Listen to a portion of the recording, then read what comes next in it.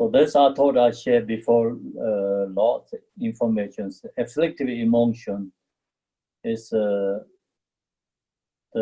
arhats already purified. Arhats, Pachika Buddhas purified that. They still have cognitive obscurations.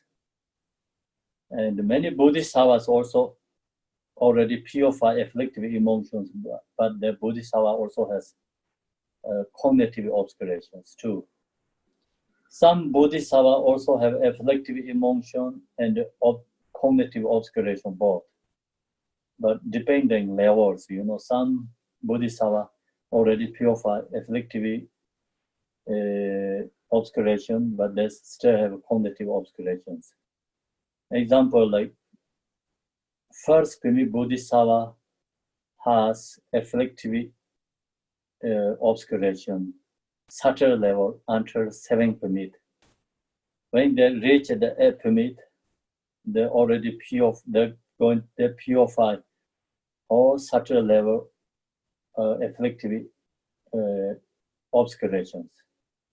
Then 8th permit, 9th, 10th level permit has cognitive obscurations. Then when you become Buddha, then purify these two obscurations, naturally purify into themselves, and the intrinsic qualities and attributes of the two omniscience. So then purify two obscurations, naturally then arise quality and attributes of the two omniscience. So Buddha has two omniscience, which have been inherently present from the very start, become manifestly evident. So the Buddha purified two obscurations, then naturally the become Buddha has arise this true wisdom arise. So true wisdom is omniscient, recognize absolute truth, and omniscient recognize relative truth, like kind of like two different levels omniscience. I don't remember each name how to like exactly say, but there's two omniscience. One omniscient understand all absolute truth. Other omniscient recognize all cause and effect, karma cause and effect. So the Buddha has two wisdoms. Just as when the gather cloud cover clouds from the sky, the star and the planets naturally shine forth. So this clouds go away, then naturally star and the planets naturally shines. Same thing, these two obscurations go away, then Buddha naturally arise through omniscience. As expressed above, the pro-modern nature of man is empty. So now talking about this Buddha nature, what means Buddha nature? The Buddha nature means empty. Mind is empty, it's called Buddha nature. Essence of clear light. Not only empty, not is nothingness, it's clear light. Essence of clear light. Ma is in a nature, it itself is a Dharmakaya. So that is called Dharmakaya. Dharmakaya is our mind, nature is empty, is clear light, is inseparable. So that is called Dharmakaya. Is that Dharmakaya, and the meaning of Dharmakaya is that pro-modern knowing. So what means Dharmakaya is called pro-modern knowing? The union of luminosity and emptiness. Luminosity and emptiness is inseparable, it's called Dharmakaya. There is no other than this momentary thought. So then where is the Dharmakaya talking about? What is Buddha nature? It's called momentary thought, means our just momentary that mind is called Buddha nature. So we cannot find any other than that. Just know what we have a momentary thought. The mind is Buddha nature.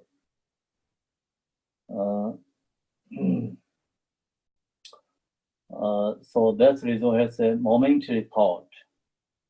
Momentary thought is just present moment mind that if recognize is called Dhammakaya. If we don't recognize, it is just called consciousness, mind. There's no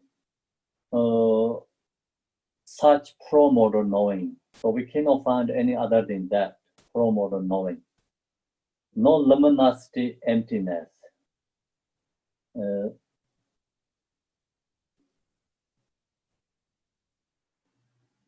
So we cannot find any other than that, Dhammakaya. No luminosity, emptiness to be found anywhere outside of all other than this momentary thought itself. So that means Buddha is our mind. So we cannot find any other than that Buddha. So Buddha is not somewhere outside. The Buddha means like actually our mind, the which mind is just momentary thought itself. Wisdom, or rather Dhammakaya, is not apart from this. So Dhammakaya also not something different than this, nothing. The Dhammakaya is not apart from this. From the vantage point of mind's nature, we are Buddhas, not sentient beings. If you look to your own mind, the mind nature is Buddha, not actually sentient beings. So that's the reason from the vantage point of mind's nature, we are Buddha, not sentient beings. If we really look into our mind, then mind is a Buddha, not sentient beings. However, not recognizing that, because we don't recognize that momentary thought itself, we don't recognize is Buddha. If we don't recognize it is Buddha, then just we are regular sentient beings. If we realize that, and then we are Buddha, so Buddha means no any other than that. So that's the reason, however, not recognize that we have always been Buddha with sentient beings, meaninglessly experience the suffering of samsara. So long as we don't recognize this nature, then we are meaninglessly suffering in samsara, countless. You know, samsara means like cyclic existence. We are suffering again and again, never end suffering. So that the reason is we have a Buddha nature. We didn't recognize that nature is a Buddha. Experience the suffering of samsara. The reason is mind nature is Buddha. We don't recognize. Then mind has emotions, thoughts, self. So that brings these sufferings, samsara. So for example, this is an example. Water can freeze and take all sorts of shapes and forms. So water can be freezed because due to the weather. Weather conditions are really cold, then water can be freeze. There's no choice. And it can take all sorts of shapes and forms. Then water has become ice. So they have many different kinds then shapes and forms.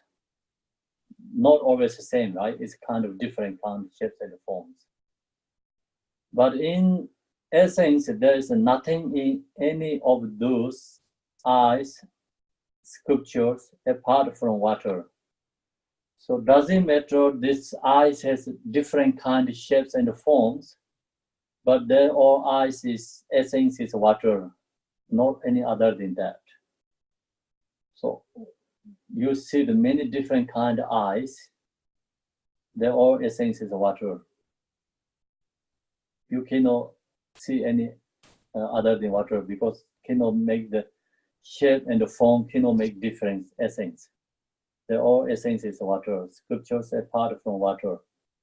In the same way, so that's an example, same way, no matter how many different appearances arise in the outer world, so it doesn't matter like which kind of form we have, and the human being, we have so many different kind of like races and different colors, different size, and then also many different kind of animals, many diversity beings. So that's all, no matter how many different appearances arise in the outer world. In the essence, they are nothing other than the nature of mind. So inner quality, all beings are same. The same example is like all these eyes, so essence is water. Doesn't matter which kind of form and the shapes.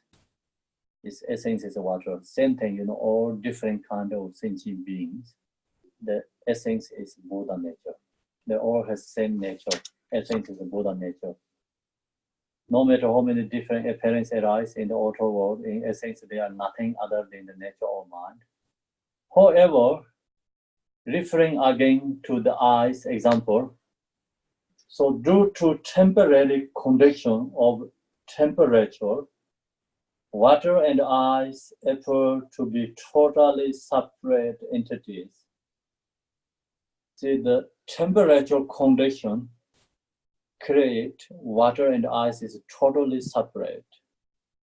Same thing, all sentient beings have same nature, but temporary condition, emotions create different forms, different beings. Yeah? Make sense or no? So this part area is like not hard to understand, just very simple. And these examples, just very easy, right? The root text is just clouds, sky, stars. Same thing, our mind, thoughts, emotions, So example follow like that. This one is follow the water and ice, and then our mind and recognize or not recognize. However, referring again to the ice example, due to temporary condition of temperature, water and ice appear to be totally separate entities. In the same way, due to karma and the negative emotions, that is because of self-grasping, the confused perception of dualistic appearance of samsara come to be. Although there are all kinds of conditions that lead to water freezing, ice has never been devoid of the nature of water. So condition create water is ice, but this ice has never been devoid of nature of water. So this is a very good example. Same thing, like we can be reborn many different kinds of beings, but never separate from our nature. Always nature is there. We never lost our nature. Doesn't matter where we are reborn. We can reborn to the harems, we can reborn to the hungry gods, we can reborn to the animal realms, human beings, jealous gods, gods realms, sex realms. So wherever we reborn within these six realms, our nature is never lost, always there. Never be devoid of the nature of water. Same thing, never devoid of our nature, Buddha nature. Similarly, no matter how many different kinds of sufferings we experience in the world of samsara, The nature of our minds has never changed. So never changed. Has never been anything other than the essence of promoter awareness, the Dharmakaya. So never changed, never lost, always there. Dharmakaya is always there. Thus, sentient beings are provided by emptiness, the Dharmakaya. So all these sentient beings has a Buddha nature, Dharmakaya. The suchness nature of a Buddha is no better, no different than the suchness nature of sentient beings. For the suchness nature is inseparable. So here is the main point. Three reasons we all sentient beings has Buddha nature. So first one is the sentient beings are provided by emptiness Dharmakaya. That is the first reason sentient beings or sentient beings has Buddha nature. So Dharmakaya is provides these all sentient beings. The suchness nature of Buddha is not. Second reason is the suchness nature of Buddha is no better, no different. Means like this sentient beings has different kind of forms, bodies, different dispositions, but this nature is nothing different, always the same. Even you are Bodhisattva, your nature is no better than regular beings. You are Buddha, but your nature is no better than regular beings. We are regular beings, our nature is no worse than Buddhas and Bodhisattvas, all same. So that means the suchness nature of Buddha is no better, no different than the suchness nature of sentient beings. For the suchness nature is inseparable. So that means nature is always the same. So that is the second reason. The beings who are born in samsara are still in the family of Buddha. So that is the third reason. Third reason is all sentient beings has a Buddha family.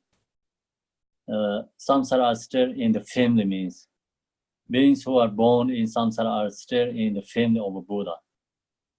So still have a Buddha nature. The Dharmakaya is there as the grown part, the fruit present in everyone. So now here is talking about three different reasons we have a Buddha nature. So reason is three different aspects. First reason is all sentient beings has Buddha nature. The Dharmakaya is pervasive all sentient beings. Second reason is we all sentient beings has a Buddha nature. The reason is our nature, Buddha's nature is same nature, inseparable. Buddha nature is no better than our nature.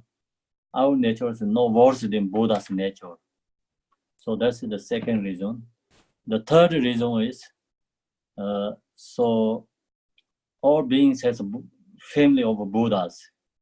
So they talk about a different kind of families. We all has this family and sentient beings.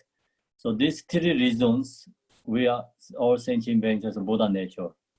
The Dharmakaya is there as the grown part and the fruit present in everyone. So then this follow the Buddha nature is followed by ground, followed by path, followed by result. So ground, result is same. We have to recognize ground and result is inseparable. Path is recognizing. So Vajrayana teaching is followed by ground, path, and result. These three different ways to explain Vajrayana teaching. Sutra teaching is followed by the relative truth and the absolute truth. So now this is a Vajrayana teaching. That's the reason is followed by ground and path, result. Ground is a sentient beings. Path is Bodhisattvas. Result is Buddha. So we can be are in the ground, we can be in the path, we can get in the result. So result and ground has connections, inseparable actually. So that's the reason is Vajrayana teaching talk about this three is a very important section. Okay, so now tonight I think we just that's enough. Everyone very tired, including me. I'm really tired because when I got yesterday here and so last night slept, this morning wake up early and I went to Chesapeake Bay and then have a meeting there and come back and another meeting, somebody's home and they went to eat, just get home in the same time. It's 10 o'clock, get home right now here. So I'm teaching, but I'm really cannot think what I'm saying. really tired. So my brain is already blocked right now. So I hope I don't do the mistake. No, you're okay. Really? Thank you, Khenpo. Yeah, it's all right. This morning I'm thinking about I have teaching, but then some reason this afternoon I'm never thinking about I have teaching.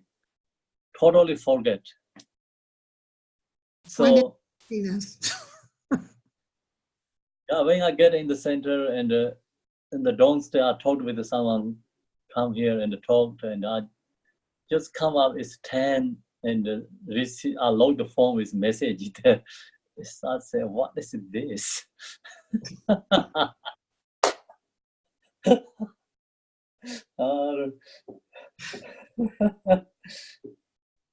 Okay, so any questions? So, Oh, sorry. okay. So let's say you're on the first bhumi of a bodhisattva. Can you go backwards if you make mistakes? Or are you just slowly going through that? I don't think so. You get first maybe Bodhisattva do mistake. Okay. Yeah. Don't worry, okay? If you get the first maybe Bodhisattva. Yeah, I'm not worried. then that time is no any mistake. Okay. Actually the no return the path is like Yolam is called the engaging path. Engaging path, then it means like no returning back. So then engaging path, then get into the first seeing Kumi Bodhisattva. So way before that, already returning back. Okay. Okay. Just quickly, Khenpo, on page 55, it says, in the non-conceptual practice of Mahamudra meditation, one sustains a non-distracted, attentive awareness that recognizes but does not grasp at the arising thoughts in the mind. If we're able to get to that point in our practice where we can see that, is that effectively cutting the root of ignorance in the 12 links of interdependent or dependent arising? Oh yeah. Like if we can get that far in our practice, is that where we can cut out ignorance? Oh yes. Ignorance no exist in there. Okay. So I just have to get there. I just have to get there. And I can cut out ignorance entirely. Yeah. Okay. Okay. Thank you. Then Mahamudra said the eons, darkness house. One single lamp, like butter lamp or torch can make clear up. So that means like you get into this non-conceptual meditation state. all this darkness eons is being purified. Yeah, Okay. Thank you. you're welcome. Okay. All right. Yeah, then see you. We take break, right? This vacations, weekdays, vacations. What do you I want to think- do? I think people like to take weekend off there because Yeah. yeah, Holiday. we have Christmas. holiday. Yeah, we give holidays. Then come back. You know, when we're ready, so send the email. Okay. Yeah. Okay. Okay. Thank you very much. Okay. Thank Thanks. you. Khenpo. Yeah. Bye. Good Get some night. sleep. Okay. Night. My body is not functional right now. That's It's all always- right. I think we're in all the same boat. Okay. Good night. All right.